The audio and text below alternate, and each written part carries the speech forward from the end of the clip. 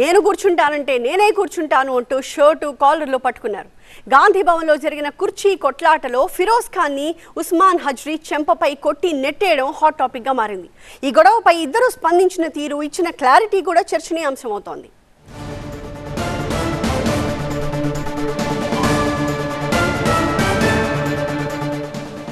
ఉస్మాన్ నాకు పెద్దన్న లాంటి వాడు అంటున్నారు ఫిరోజ్ ఖాన్. చిన్న మిస్అండర్స్టాండింగ్ తోనే గొడవ జరిగింది. కుర్చీలో కూర్చునే విషయంలో ఇబ్బంది జరిగింది. ఉస్మాన్ తనను కొట్టలేదు, ఇద్దరం తోసుకున్నాము అని చెప్పారు ఆయన. గొడవ జరిగిన తర్వాత ఉస్మాన్ తనకు ముద్దు పెట్టారని చెప్పారు. పెద్దన్న సారీ చెబుతూ ఒకటే ఫోన్లు చేశారట.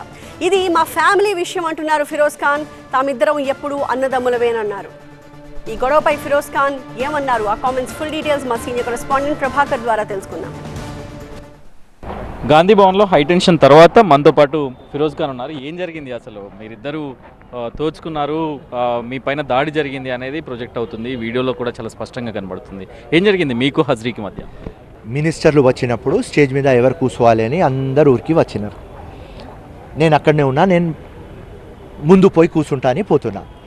ఉస్మాన్ అల్ హజ్రీ గారు, మా కంటెస్టెడ్ ఎమ్మెల్యే కార్వాన్, ఆయన గుంజి నువ్వు స్టేజ్ మీద కూర్చో అన్నారు. నేను స్టేజ్ మీద కూర్చోను అని ఆయనకు నూకిన. ఆయన నూకితే వెనక చేరున్నది, నేను పడిపోయినా. 5 minutesలో ఆయన వచ్చి అరే సారీ నువ్వు పడిపోయినావా అని ముద్దు పెట్టుకున్నారు. నాకు ఉస్మాన్ అల్ హజ్రీకి ఏం డిఫరెన్సెస్ లేవు. ఆయన నాకు పెద్దన్న, రాజకీయం ముందు నుంచి నాకు పెద్దన్న లాగా ఉన్నాడు. మీరు ఇంత కూల్గా చెప్తున్నారు, కాకపోతే విజువల్స్లో చూస్తే మిమ్మల్ని కొట్టినట్టుగా, మీరు పడిపోయినట్టుగా, దాని తర్వాత మీరు లేచి చాలా కోపంగా చూస్తున్నట్టుగా, మీరు షాక్కు గురైనట్టుగా కనిపిస్తుంది స్పష్టంగా. కోపం ఏమంటే పెద్దన్న ఇది చేస్తారని. ఎవరైనా వేరేవాడు ఉంటే, ఎందుకంటే మేము ఆయన కూడా నేను కూడా ఎప్పుడు ఎంఐఎంతో మేము ఫైట్ చేస్తాం.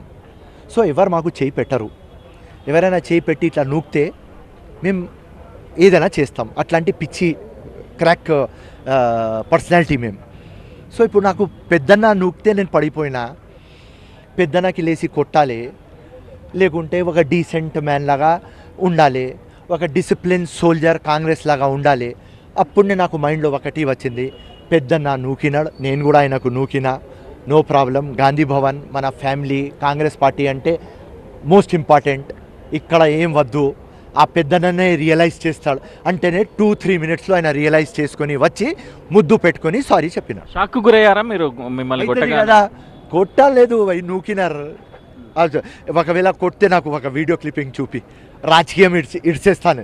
కొట్టలేదు, ఆయన నూకినా నేను నూకినా, దట్స్ ఆల్. సో ఎక్కువ ప్రేమ, ఎక్కువ డెమోక్రసీ, నథింగ్. మీరు ఒక పాయింట్ చెప్తున్నారు, మీరు స్టేజ్ మీదకి వెళ్లకుండా కింద కూర్చున్నారు, ఆయన మిమ్మల్ని పైకి రమ్మన్నారని.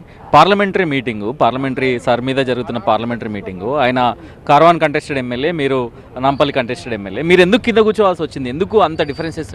లే ఇప్పుడు ఏమున్నది అంటే, ఎప్పుడు మినిస్టర్లు వస్తే అందరు వచ్చి ఊరికి వచ్చేస్తారు. ఏమని ఊరికి వస్తారు? వాళ్ళకు కనిపించాలి, టీఆర్పీ రావాలి, ప్రెస్లో కనిపించాలి, ఆ మోజుతో వస్తారు వాళ్ళు. సో నేను అందరు ఎవరికి మోజు ఉన్నది వాళ్ళు కూర్చొని నేను ముందుకు పోతా అన్నారు. ఆయన నువ్వు ఉండాలి స్టేజ్ మీద. అండ్ మీకు సార్ గురించి ఎక్కువ నాలెడ్జ్ ఉన్నది, ఈ బోకస్ దొంగ ఓట్ల గురించి నువ్వు ఎప్పటి నుంచి 15 years నుంచి ఫైట్ చేస్తున్నావు. ఈ సబ్జెక్ట్ ఇప్పుడు పబ్లిక్కి ముందు వచ్చింది. బోకస్ ఓట్లు, డూప్లికేట్ ఓట్లు, డబల్ ఓట్లు, నీకు టోటల్ అవగాహన ఉన్నది, నువ్వు స్టేజ్ మీద ఉండాలి అని ఆయన ఒక అభిమానంతో నాకు గుంజినారు. నేను ఆయనకు నూకినా, ఆయన నూకినారు, నేను పడిపోయినా. మళ్ళీ ఆయన ముందు ఏమైనా డిఫరెన్సెస్ ఉన్నాయా? వేరే వాళ్ళు ఎవరైనా చేస్తే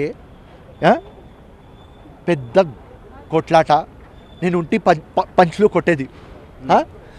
అంత అగ్రెసివ్గా ఉండే ఫిరోజ్ ఖాన్ ఎందుకంత? ఆయన మీద ప్రేమ ఉన్నది కదా, పెద్దన్న కదా, పెద్దన్న మీద పెద్దన్ననే రియలైజ్ చేస్తాడు కదా, చేస్తాడు కదా.